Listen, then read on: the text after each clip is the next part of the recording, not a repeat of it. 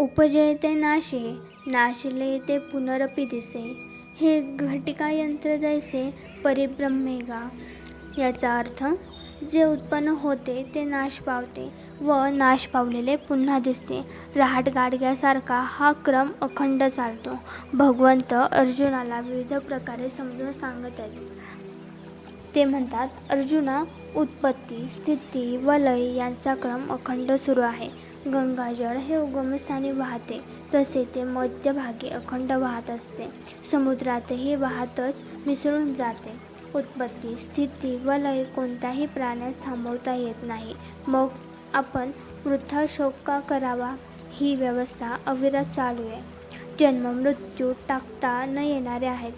हे उत्पन्न होते, ते नाश पावते, ते पुन्हा दिसते.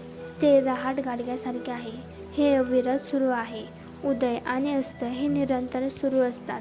प्रलयाच्या वेळी त्रैलोक्याचाही संहार होतो. अर्जुना, तू शहाणा असून वेड्यासारखे का करतोस? कारण सर्व जीव जन्माच्या अगोदर निराकार होते. जन्माला नंतरच त्यांना आकार प्राप्त होतो. जे लयास जातात ते मूळच्या अव्यक्त स्थितीला जाऊन पोहोचतात.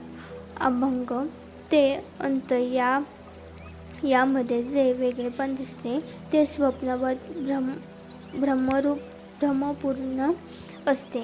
मायेमुळे हा जगातगार दिसतो. आकाराला आलेली ही सारी सृष्टी मायेने केली आहे. आकाशात मेघांचा पडदा उत्पन्न होतो तीच माया होय. निर्विकार असे चैतन्य आहे, त्याकडे तू लक्ष दे.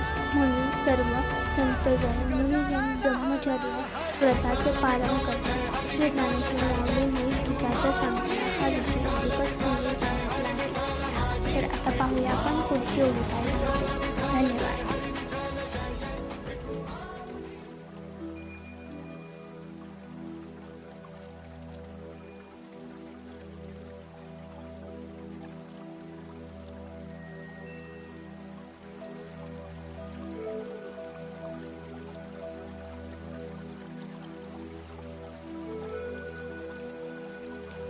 जैसे सरिता ओघ समस्त, समुद्रा माझी मिळत.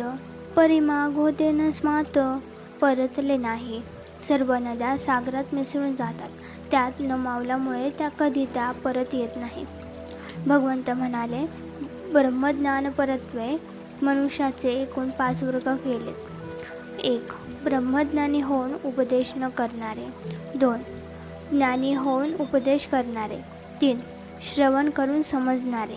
4. श्रवण करून न समजणारे. 5. यापैकी काहीच न करणारे.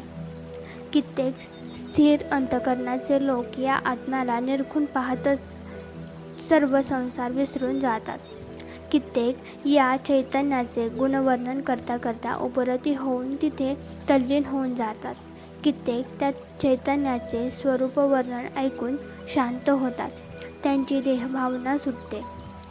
सर्व नद्या समुद्राला जाऊन मिळतात, पण त्यात त्यांचा समावेश झाला नाही म्हणून त्या परतल्या असे ज्याप्रमाणे केव्हाही होत नाही, त्याप्रमाणे थोर योग्यांच्या बुद्धीला आत्मस्वरूपाचा साक्षात्कार होताच तद्रूप होतात. पण एकदा ते तद्रूप झाले की विचार करून पुन्हा देहात्म्यावर येत नाहीत. तृप्तावस्था प्राप्त होते. संपूर्ण संशय नष्ट होतात. त्यामुळे जीवात्मा सर्व बंधनातून मुक्त होऊन परमानंद स्वरूप परमेश्वराला प्राप्त होतो. ज्यांना आत्मसाक्षात्कार होतो ते आत्मज्ञानी असतात. ते एकांतवासच स्वीकारतात. ते आत्मानुभव दुसऱ्यांना सांगत नाहीत. ते खरे अवधूत हो. आपला आनंद जे जनांच्या उद्धारासाठी दुसऱ्यांना सांगतात ते आचार्य व संत होत. ज्यांना आत्मानुभव अंशतः होतो ते उत्तम भक्त होत. काही सुश्रुत खूप श्रवण करतात, पण त्यांना आत्मानुभव येत नाही. ते मुमुक्षजन होत. जे मूढ असतात ते सर्वसामान्य असतात. अवधूत, आचार्य व संत, भक्त, मुमुक्षु व सर्वसामान्य असे मानवाचे 5 प्रकार आहेत. हे असे गीतार्थ सांगताना माऊली म्हणतात. आता पाहूया पुढील ओळीचा अर्थ. धन्यवाद.